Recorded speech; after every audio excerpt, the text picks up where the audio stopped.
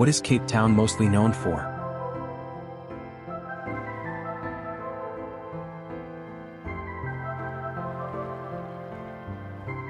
The Mother City, which is centered on Table Mountain, one of the new 7 wonders of the world, is renowned for its breathtaking biodiversity, award-winning cuisine and wine, gorgeous beaches, and the wide range of adventures it has to offer.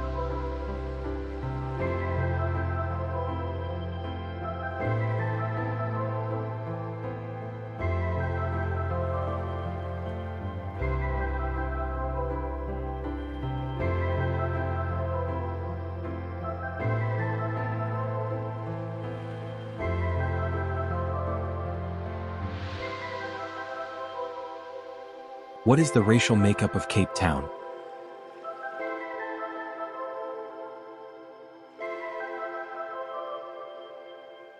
Over half of the city's and the metropolitan area's population is colored, the previous official designation for individuals of mixed race, followed by whites, approximately 1/4, blacks, about 1/5, and Asians, mostly Indians.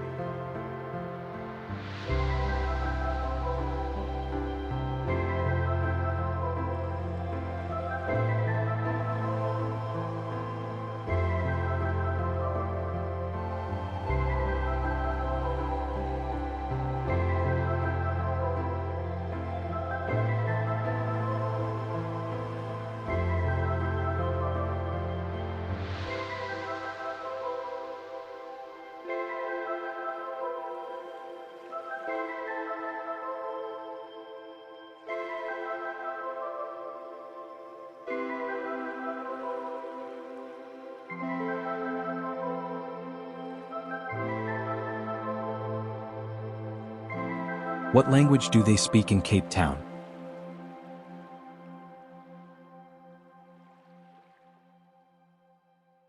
According to the census, 28.4% of people in Cape Town spoke English as their first language, 29.8% spoke Xhosa, and 35.7% spoke Afrikaans.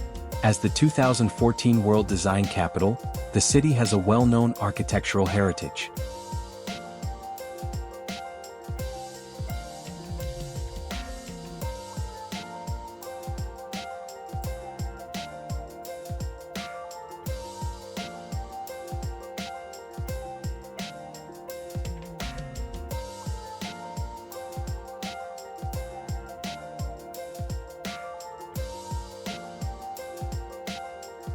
Cape Town is breathtaking, from the flat-topped Table Mountain to the azure seas of Table Bay, but the city is more than just its appearance. The thriving arts, food, and nightlife scenes in this proudly diversified city are evidence of its inventiveness.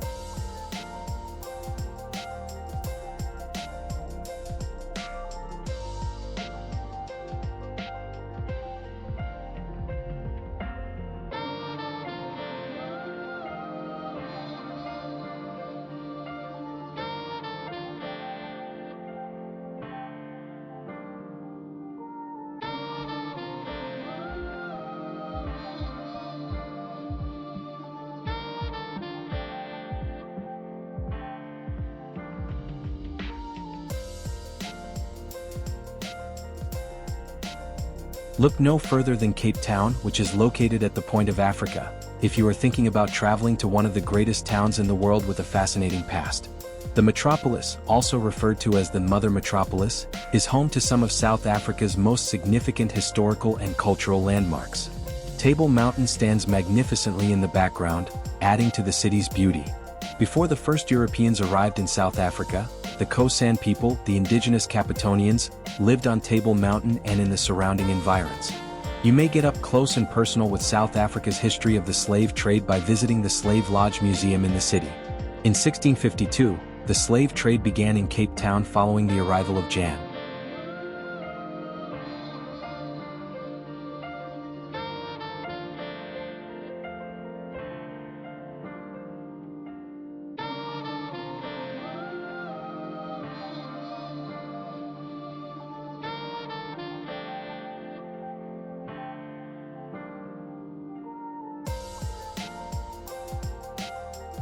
Robben Island in Table Bay, a World Heritage Site that symbolizes the nation's terrible past, is a must-see when visiting Cape Town.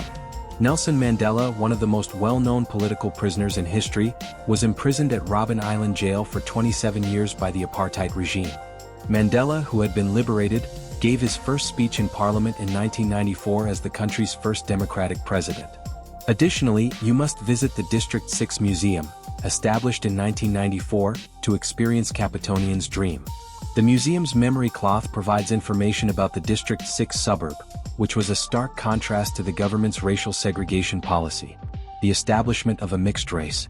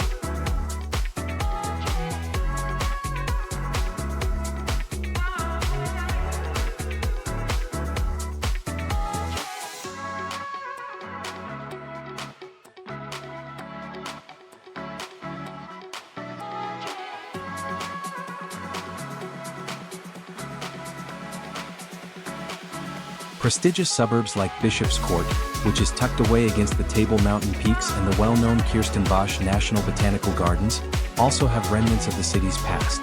In 1652, the suburb was known as Boschjuvel or Bush Hill, and it was originally Jan van Riebeek's estate.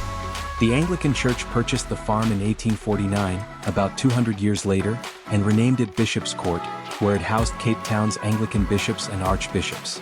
In addition to being the residence of Archbishop Emeritus Desmond Tutu, the area hosted Nelson Mandela on his first night of freedom following his protracted incarceration in 1990. The Castle of Good Hope, the Cape Town Diamond Museum, and the South African Jewish Museum are further historical sites of significance for tourists.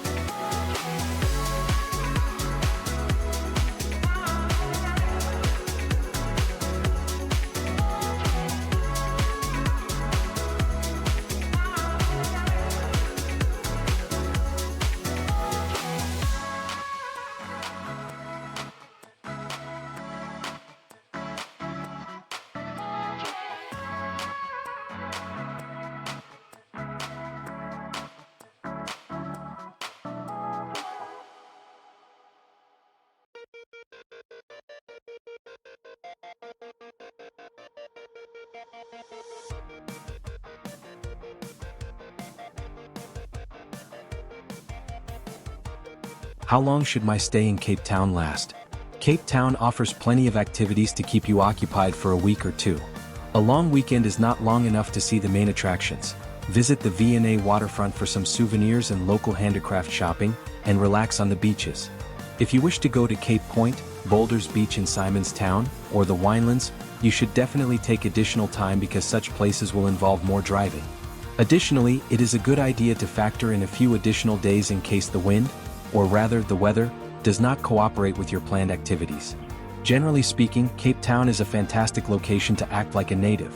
Schedule a day with a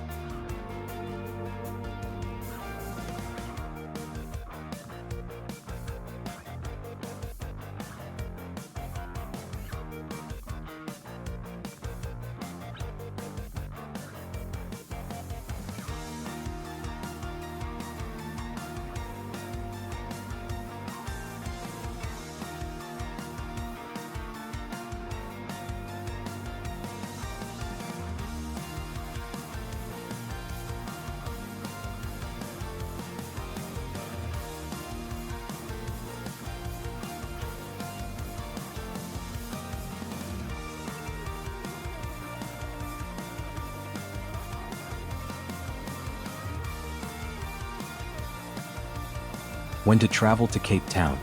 The seasons in Cape Town are the reverse of those in the Northern Hemisphere because it is located in the Southern Hemisphere. November to February is when Cape Town experiences its summer. November has been ideal on each of my trips to Cape Town. It is not hot, but it is warm. Most days are bright with a pleasant wind, while there are a few that are a touch cold or rainy. Usually, January and February are hot and dry. In Cape Town, the winter months bring rain.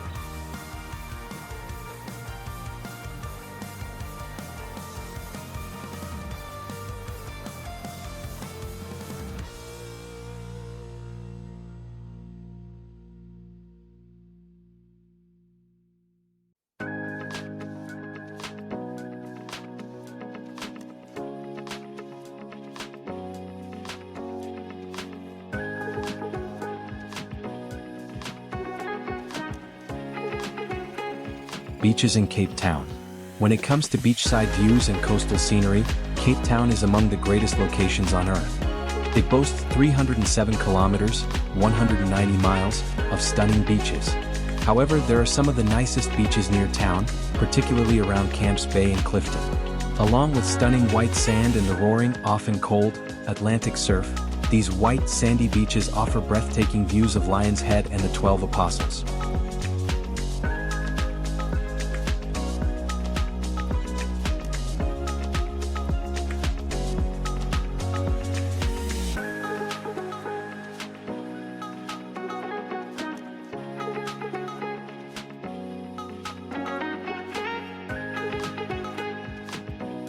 Food tour. This was one of my favorite activities in Cape Town. I took the African food and storytelling tour through the Central Business District with Dennis Molwa. A German expat living in Cape Town for 2 decades, Dennis is committed to teaching visitors about the local African communities that are so often glossed over whenever visitors come to Cape Town. The 3-hour food tour takes you to local holes in the wall, where you can try indigenous dishes from several countries across Africa. He also gives you history and cultural context along the way.